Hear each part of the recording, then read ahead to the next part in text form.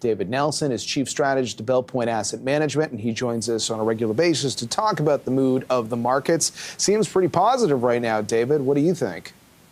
Yeah, I don't know if we're going to hit it today, but coming into this morning, we were less than 1% from an all-time high, so we could easily break out. If I had to point to anything, I'd really have to go back to last Wednesday, on the heels of a CPI report that wasn't well received. The market opened down.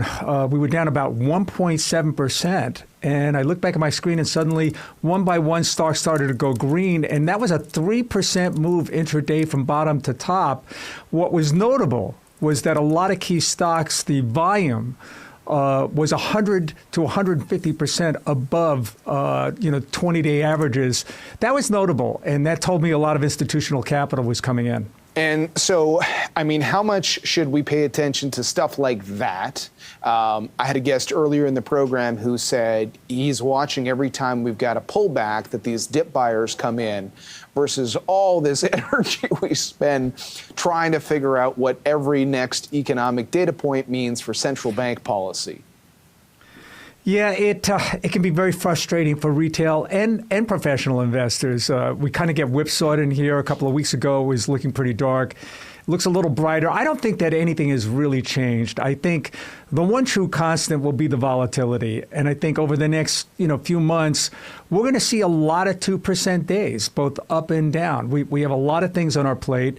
We're counting on the Fed on the rate cuts. Right now, the market is vacillating between 25 and 50. I think they should be front-loading this and getting ahead of the curve. Remember what Milton Friedman said. He pointed out that, Fed policy, it takes 9, 12, even 16 months before it has any effect. They need to be anticipatory. And it's clear that there are some cracks in the economy right now. Okay.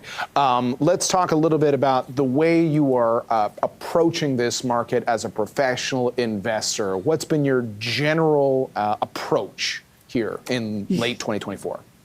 I tend not to, control my market feelings by the exposure. It's more about what I own and focusing on the fundamentals. I'm just as comfortable buying a stock at a 52-week high as I am buying it at a 52-week low. If it fits in the model, then I'm going to own it. We've seen a certain broadening of this. This has been certainly a defensive quarter for most of the quarter. Dividends and sector leadership from things like utilities and other defensive areas of the market. And then every now and then tech comes back, and it comes back so hard, it puts us back into that mindset. I think NVIDIA had a 16% week last week. So I'm pretty invested across most sectors right now. Okay. Are there any individual stocks that might represent your current investing mood? Well, if you look at the fact that dividends come back into play, and the fact that this particular company, a legacy company, mind you, IBM has now at an all-time high.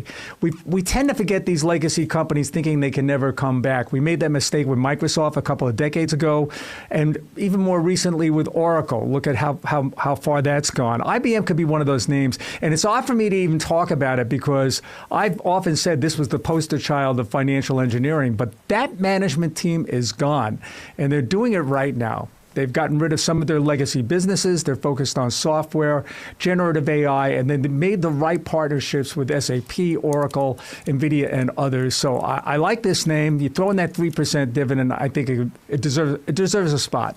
We were talking earlier in the program about how when you look at performance over the last few months in North America, whether it's Canada or the U.S., utilities have done relatively well.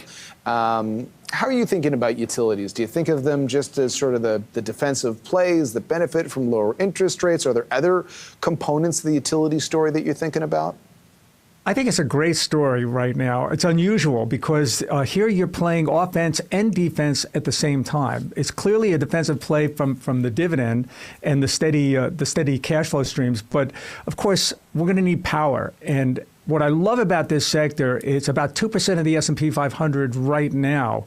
This could easily double in size. So the name that and I've mentioned it back on this program back in May, and I'm kind of revisiting it, is UTES. I believe it's Virtus Reeves Utility ETF.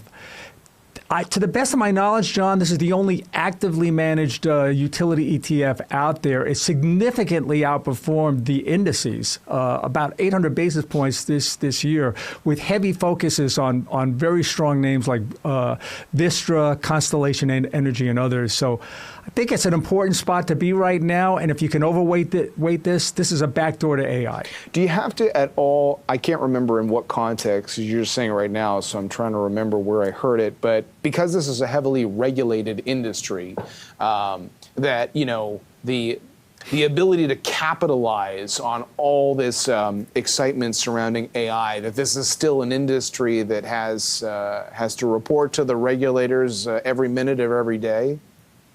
It's a challenge, but if our government wants AI to proliferate, they're going to have to deregulate to a certain point. What's happening now is you're seeing a lot of these companies own a lot of land, like NRG, and they own all this land. Instead of bringing power to the data centers are going to be built at the power source.